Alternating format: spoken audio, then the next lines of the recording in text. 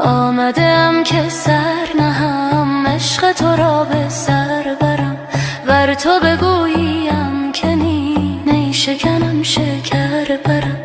آمدم چو عقل و جان از همه دیده ها نهان، تا سوی جان و دیدگان مشعله نظر برم.